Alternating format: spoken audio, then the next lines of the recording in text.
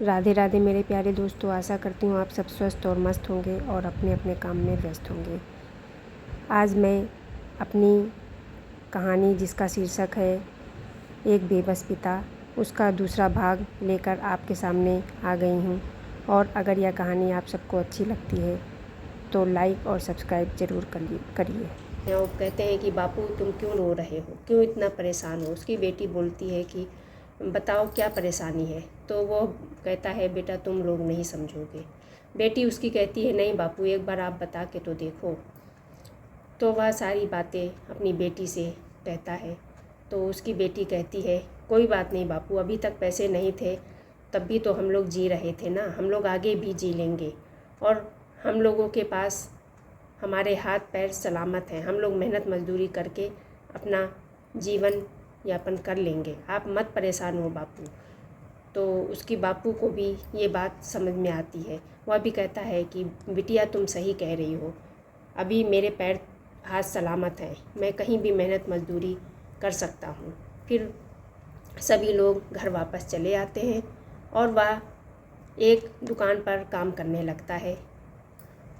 दिन भर वह काम करता था और रात में अपने बच्चों के लिए खाना तैयार करके उनको खिलाता और फिर वो लोग सो जाते। एक दिन उसकी बेटी ने कहा कि बापू क्यों ना तुम भी पढ़ाई करो। तो उसका बापू हंसता हुआ कहता है कि बेटा तुम क्या बात कर रही हो, मेरी पढ़ने लिखने की उम्र कहाँ है। तो उसकी बेटी कहती है नहीं बापू, पढ़ने लिखने की कोई उम्र नहीं होती है, अभी आपकी कोई उम्र नहीं है गई है, आप पढ़ाई करो और कल से मैं आपको भी पढ़ाऊँगी। फिर उसकी बेटी उसको पढ़ाना शुरू करती है, जो भी उसके पास समय मिलता है तो वह अपनी बेटी से पढ़ाई भी करने लगता है। ऐसे पढ़ाई करते करते उसने हाई स्कूल का पेपर दिया और वह पास भी हो जाता है, उसे बहुत खुशी मिलती है। फिर एक दिन की बात है, वही लाला उनके गांव में फिर वापस आता है और एक गरीब किसान उसके सामने बैठकर रो रहा होता है। गरीब किसान कहता है कि लाला जी मुझे कुछ पैसों की ज़रूरत है, आप मुझे उधार दे दो। तो लाला कहता है कि तुम्हारे पास उधार में रखने के लिए कोई चीज़ है। तो वो कहता है खेत तो मेरे पास है नहीं, बस एक मकान है। तो वह कहता है ठीक है, तुम अपना मकान गिरवी रख दो मेरे पास और तुम पैसे ले जाओ। फिर उसको वही कागज़, उसी तरीके की कागज़ को पकड़ाता है, वो कहता है इसको पढ़ लो और हस्ताक्षर कर दो। तो वह किसान कहता है कि मुझे तो पढ़ना लिखना आता नहीं है। तो वह कहता है कोई बात नहीं, अंगूठा लगा दो। फिर वह कहता है नहीं, एक बार किसी से पढ़वा तो लूँ, मुझे भी तो पता चले कि इस कागज़ में आखिर क्या लिखा है।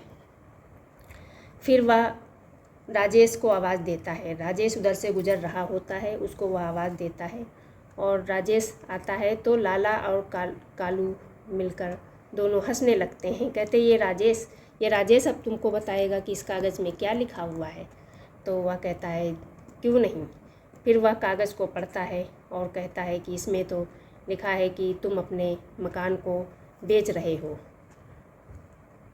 फिर वह चौंक जाता है। गरीब किसान कहता है कि नहीं, मैं तो मकान बेच नहीं रहा हूँ, मुझे तो कुछ पैसों की ज़रूरत है, मैं सिर्फ इस मकान को गिरवी रख रहा हूँ उनके पास। तो वह कहता है नहीं, इस कागज़ में यही लिखा है। फिर वो दोनों चौंक जाते हैं और इतने में वह पुलिस को पीछे से लेकर आ जाता है और पुलिस से भी यही बात कहता है कि ये ज़बरदस्ती गरीब किसानों से अंगूठा लगवा कर उनका सारा खेत हड़प लेता है। आप देखिए इंस्पेक्टर साहब, इस कागज़ में क्या लिखा है। तो इंस्पेक्टर भी जब उस कागज़ को पढ़ते हैं तो कहते हैं हाँ तुम बिल्कुल सही कह रहे हो। फिर उन दोनों को बहुत मारते हैं, पीटते हुए कहते हैं कि चलो आज तुमको हवालात में बंद कर दूँ, तभी वहीं पर जाकर तुम दोनों सीधे होगे।